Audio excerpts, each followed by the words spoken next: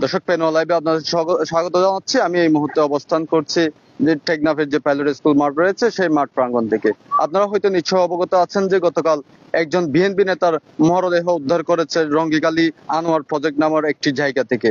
তিনি মূলত রাজনৈতিকভাবে যে তিনি একজন ছিলেন আপনার কুকা আরফাত রহমান কুকা ক্রীড়া সংসদের টেকনাফ উপজেলা আহ্বায়ক হিসেবে ছিলেন। তার নাম মোহাম্মদ ইউনুস মেম্বার, সে সাবেক একজন মেম্বার টেকনাফ সদর ইউনিয়নের। আপনারা হয়তো জানেন তার লাশ গতকাল সরতাহাল প্রতিবেদন শেষে আপনাদের যদি একটু জানাই রাখি, লাশটি টেকনাফ রঙ্গিকালী এলাকা থেকে উদ্ধার করে টেকনাফ মডেল থানা পুলিশ কক্সবাজার সদর হাসপাতালের মর্গে প্রেরণ করেছিল। সেখান থেকে আজ সকালে তার নিজ বাড়িতে মরদেহটি নিয়ে আসা হয়েছে।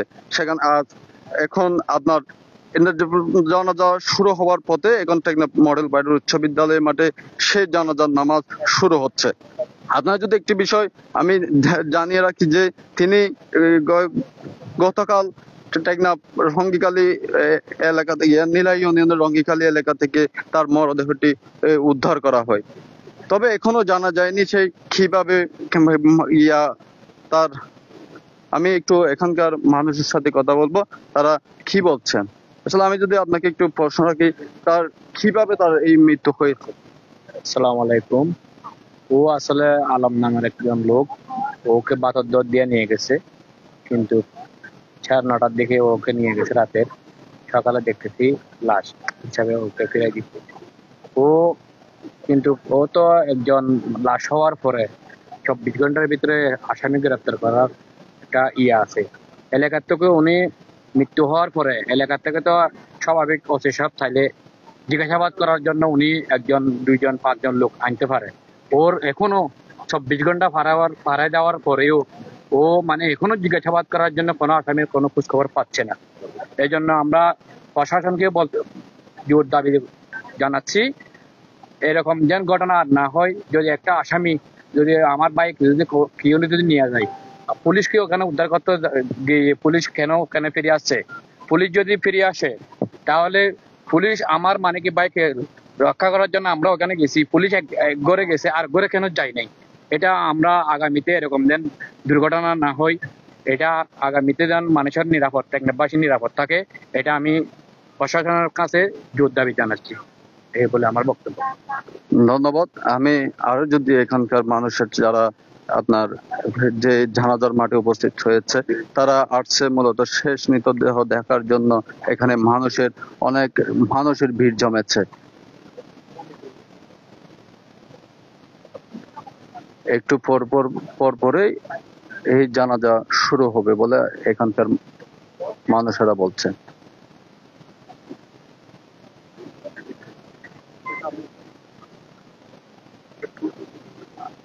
আপনার যে আরেকজন মানুষের কাছ থেকে জানতে চাই যে এখানকার এই বর্তমান যে অবস্থা, আমরা আপনাকে একটু প্রশ্ন করব, ওনার কিভাবে কি হয়েছে যদি আর আপনারা কি চান এটা? ধন্যবাদ। আমাদের সহযোগিতা বড় ভাই ইংরেজ মেম্বার শিকদারের মৃত্যুতে আমরা গভীর শোকাহত, টেকনাফবাসী শোকাহত, এবং আমি শোকাহত পরিবারের প্রতি সমবেদনা জানাচ্ছি। এবং আমি এই হত্যাকারীর সর্বোচ্চ শাস্তি দাবি করতেছি। যারা হত্যা করছে তাদেরকে চিহ্নিত করে আইনের আওতায় আনার দাবি জানাচ্ছি। আমরা ওনাদের পরিবারের সাথে কথা বলেছি, তারা আমাদের জানিয়েছেন যে তারা এখনো কোনো মামলা করেনি, জানাজা তার দাফন সম্পন্ন হওয়ার পরে তারা আইনি পদক্ষেপ গ্রহণ করবে। আর এখানকার মানুষ বলছেন তিনি অত্যন্ত ভালো মানুষ ছিলেন এলাকায়।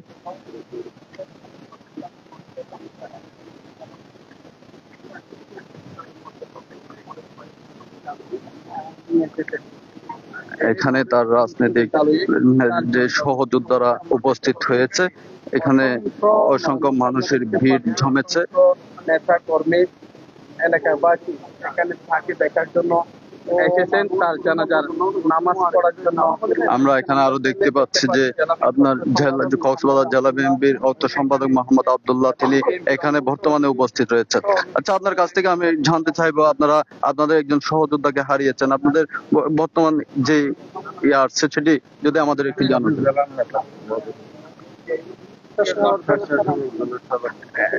এখানে আমরা আপনাদের একটা সহযোগিতা আপনারা হারিয়েছেন, একটু বলতেন আপনারা তাকে কেন এভাবে নির্মম হত্যা করা হচ্ছে?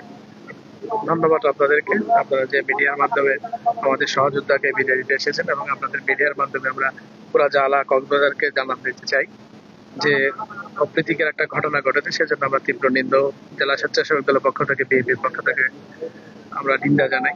তার পাশাপাশি যারা ঘটনা করেছে দোষীদেরকে 24 ঘন্টার মধ্যে আইনের আওতায় আনার জন্য আমি প্রশাসনের প্রতি অনুরোধ করব। যেহেতু আপনারা জানেন সারা বাংলাদেশে আইন শৃঙ্খলা যেভাবে অবনতি হচ্ছে, আমাদের টেকনাফও সেরকম সেম হচ্ছে।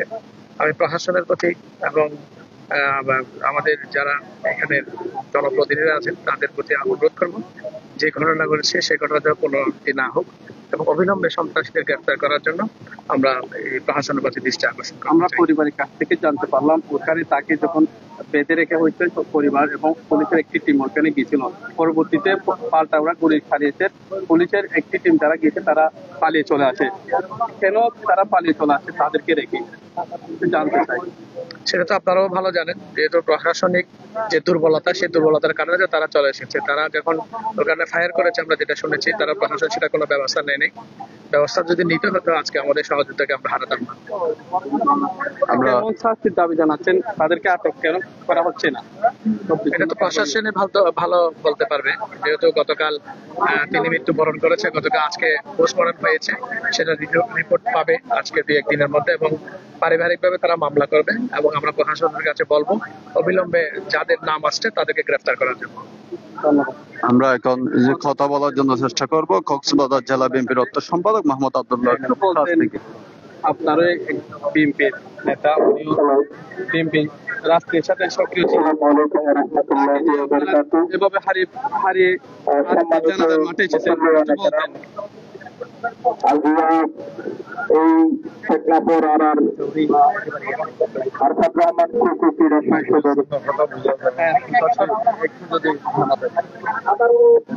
আমরা আসলে খুব মর্মাহত যে আমাদের একজন নেতা, সে তাকে ঘোষণা দিয়ে ডেকে নিয়ে বাড়িতে খুন করা হয়েছে। এরা ধরতে গেলে চিহ্নিত, এদের সাথে ওর পরিবারের সাথে কথোপকথন হয়েছে, পুলিশ গেছে, যেখানে বেঁধে রাখা হয়েছে অপহরণ করে নিয়ে যাওয়া হয়েছে।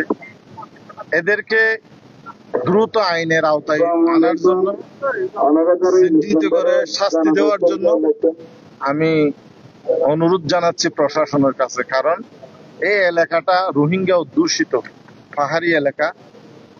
রোহিঙ্গা ক্যাম্প কেন্দ্রিক কিছু সন্ত্রাসী অস্ত্রধারী, তারা ইউনুস মেম্বারেরটা প্রকাশ হয়েছে, শত শত মানুষকে ধরে নিয়ে খুন গুণ করে তারা টাকার জন্য ফেলে দিয়েছে। শত শত মানুষের হদিস নেই, খুঁজে পাওয়া যাচ্ছে না আজকে। আমি এই এলাকার সন্তান হিসেবে আমি এই জনপদের মানুষকে আরেকটি, এই যে আপনার লেদা, আলীখালী, রঙ্গিখালী সহ এই রোহিঙ্গা অধ্যুষিত পাহাড়ি রোহিঙ্গা ক্যাম্প কেন্দ্রিক সন্ত্রাসী জনগোষ্ঠী থেকে মুক্ত করার জন্য ওখানে প্রশাসনের সমস্ত ফোর্স আছে। এখানে আর্মি থেকে শুরু করে পুলিশ, র্যাব, বিডিআর, সমস্ত প্রশাসনের টিম আছে, যৌথ বাহিনী আছে। তারা চাইলে 24 ঘন্টার ভিতর তাদেরকে গ্রেফতার করতে পারে, তারা চিহ্নিত। আমি চাই এই অন্তর্বর্তীকালীন সরকারের আমলে, এখন কোনো দলীয় সরকার নাই, দেশের আইন শৃঙ্খলা পরিস্থিতি এভাবে যদি অবনতি হয়, মানুষকে ডেকে নিয়ে যদি খুন করে গুম করা হয়, রাস্তার পাশেই এটা ঘটনাটা হয়েছে, রাস্তার পাশে, রাস্তা থেকে বেশি দূরেও নয়, এমন কোনো পাহাড়ি জঙ্গলেও নয়। সুতরাং আমি আশা করব যে হোক না কেন তাকে আইনের আওতায় এনে এই এলাকাকে সন্ত্রাস মুক্ত করা হোক, অস্ত্র যাদের হাতে আছে তারা এই জনগোষ্ঠী সন্ত্রাসী জনগোষ্ঠী পাহাড় এবং ওই যে রোহিঙ্গা ক্যাম্প কেন্দ্রিক তারা একটা অভয়ারণ্যে পরিণত হয়েছে। এই অভয়ারণ্য এটাকে মুক্ত করতে হবে। আমরা যদি সচেতন হয়ে, আমি বিশেষ করে অনুরোধ করব, লেদা, আলীখালী, রঙ্গিখালী এলাকার মানুষের দুর্নাম হচ্ছে এই খারাপ কাজের সঙ্গে জড়িত 10-20 জন, 10-20 হাজার মানুষ জিম্মি হয়ে গেছে। ওই এলাকার প্রতি মানুষের খারাপ ধারণা জন্মে গেছে এবং আমি চাই আমরা সবাই মিলে এই এলাকাকে সন্ত্রাস মুক্ত করার জন্য প্রশাসন সহ সবাই, আমরা রাজনৈতিক নেতৃবৃন্দ, জনপ্রতিনিধিরা, বর্তমানে যারা আছে, অতীতে যারা ছিল, ভবিষ্যতে যারা হতে চাচ্ছে, সবাইকে এক টেবিলে বসে এটাকে মুক্ত করতে হবে আমাদেরকে। ধন্যবাদ। আমরা কথা বলেছি এই মুহূর্তে কক্সবাজার জেলা বিএনপি অর্থ সম্পাদক, তিনি আমাদের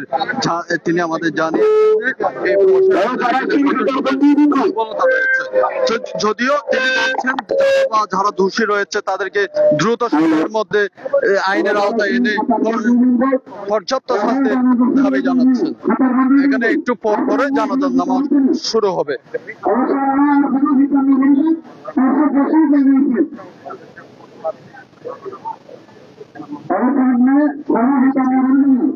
জানা যায়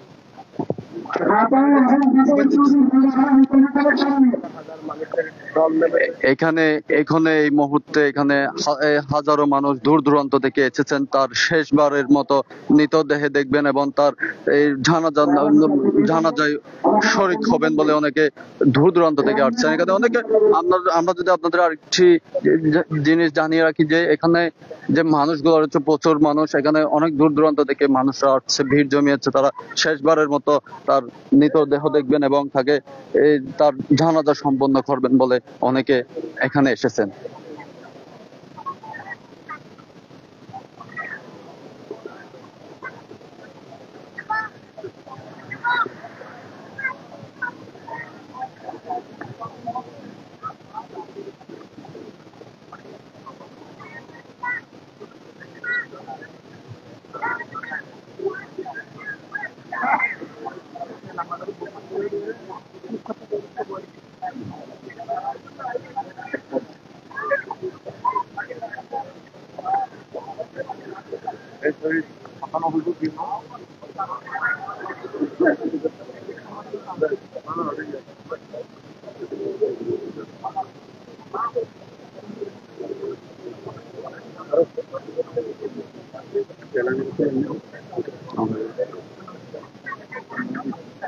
যে আমরা এখন যাব হচ্ছে আপনার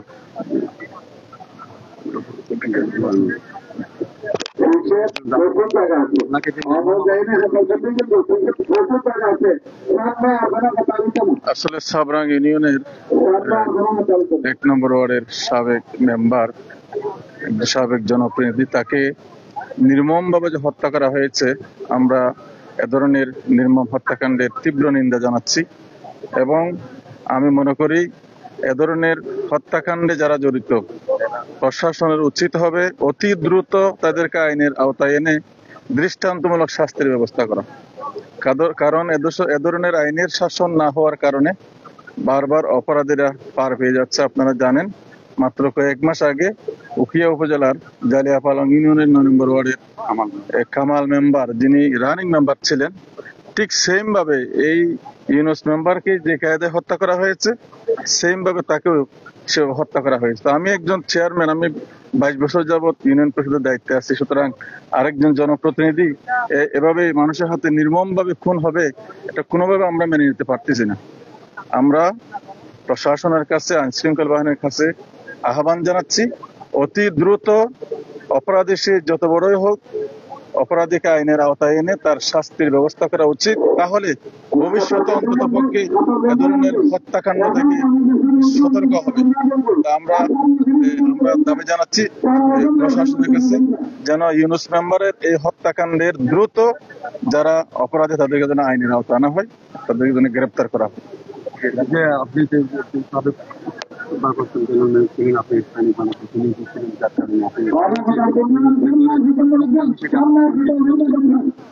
আনোয়ার ভাই যেভাবে দাবি জানিয়েছেন, এই দাবির সাথে আমিও একমত। দ্রুত যারা আসামি সুস্থ তদন্ত সাপেক্ষে তাদেরকে দ্রুত গ্রেপ্তার করার দাবি জানাচ্ছি। আমরা দাঁড়িপাল্লা থেকে কক্সবাজার আসনের মনোনয়ন সহ একজন আনোয়ারি চেয়ারম্যানের সাথে আমরা চেয়ারম্যান আনোয়ারের সাথে কথা বলছি। তো তিনিও যারা এই হত্যাকাণ্ডে জড়িত ছিল তাদের দৃষ্টান্তমূলক শাস্তির দাবি চেয়েছেন।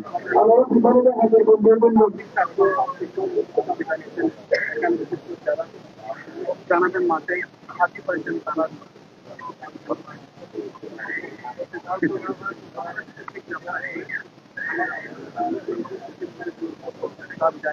আমরা জানি গতকাল যে নির্মম ভাবে হত্যা হয়েছেন তাকে খালের মধ্যে ফেলে রেখে তার নিতর দেহ পরবর্তীতে মডেল থানা পুলিশ গিয়ে সেখানে উদ্ধার করেছে। উদ্ধার করে কক্সবাজার মধ্যে প্রেরণ করে পরবর্তী কিছুদিন আগে তার মরদেহটি তার বাড়িতে নিয়ে আসে এবং নিয়ে আসার পর তার মরদেহ এখন রয়েছে একটা মডেল পাবলিক বিশ্ববিদ্যালয় মাঠে। হাজার হাজার মানুষ আমরা দেখতে পাচ্ছি এখানে দেখতে পাচ্ছি আমরা সবাই একটু পরপরে জানাজার নাম্বার শুরু হবে। আমরা আরেকটু মানুষের কাছ থেকে জানতে চাইবো, সেটি হচ্ছে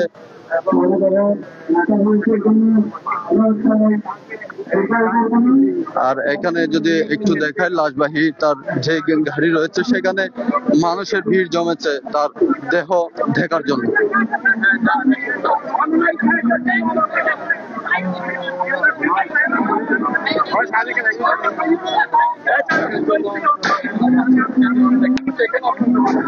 তাকে দেখার জন্য তার সহযোদ্ধা এলাকার প্রতিবেশী সহ তাকে দেখার জন্য এসেছেন। আমরা দেখতে পাচ্ছি তিনি অত্যন্ত একজন ভালো মনের মানুষ ছিলেন। আপনার একজন সহযোদ্ধা, উনিও বিএনপির সাথে জড়িত, একটু বলতেন আসলে এভাবে তাকে হারিয়ে ফেলছেন। আসসালামু আলাইকুম ভাই, কথা বলার বসা হারিয়ে ফেলেছি। গত কিছুদিন আগে আমি রাত্রে যাচ্ছিলাম, ওনার সাথে দেখা হয়েছে শান্তিপাড়া বাজারে। উনি আমাকে বারণ করছে, আলী তুমি এত রাত্রে একা যাচ্ছ, একা যাওয়াটা ভালো না, সাথে কারো রাখিও। উনি আমাকে বারণ করছে। আমি আজকে তার কথা বারবার মনে পড়ে যাচ্ছে সেই স্মৃতিগুলো। সে নিজে আমাকে বারণ করছে, তোরা কোথাও যাওয়ার সময় সঙ্গে যাইও, একা যেও না, এবার রাত্রে কোথাও যেও না। সে নিজে আমাকে বারণ করছে। কিছু ছোট 10-20 দিন হবে সে আমাকে বারণ করছে রাত 1টার সময়। আজকে তার কথাগুলো আমার বারবার মনে পড়ছে। 24 ঘন্টা পার হলে তাদেরকে আটক করা হচ্ছে না কেন? 24 ঘন্টা পার হয়ে তাদেরকে কেন আটক করা হচ্ছে? তারা হয়তো রাঘব বোয়াল, এদের রাঘব বোয়ালের হয়তো নেটওয়ার্ক আছে। এই নেটওয়ার্ক কোথায় সেটা বের করতে হবে। তাদের বড় ধরনের একটা সিন্ডিকেট আছে বলে মনে হচ্ছে। অবশ্যই তাদের বড় ধরনের সিন্ডিকেট আছে। না হয় ওই জায়গায় যে জায়গায় কোন হয়েছে, প্রায় জায়গায় ওই জায়গায় প্রায় শুনি ওই জায়গায় কোন হয়, ওই জায়গায় অপহরণ হয়, ওই জায়গায় ডাকাতি হয়, ওই জায়গায় দর্শন হয়, সবকে ওই জায়গায় হয়। কেন? আমরা এখানকার মানুষের সাথে কথা বলেছি, তারা সেই মর্মান্তিক ঘটনার সর্বোচ্চ শাস্তির দাবি জানাচ্ছেন। আর আপনাদের আমি সর্বশেষ এখান থেকে পরবর্তী আপডেট আপনাদের জানিয়ে দেওয়ার চেষ্টা করব।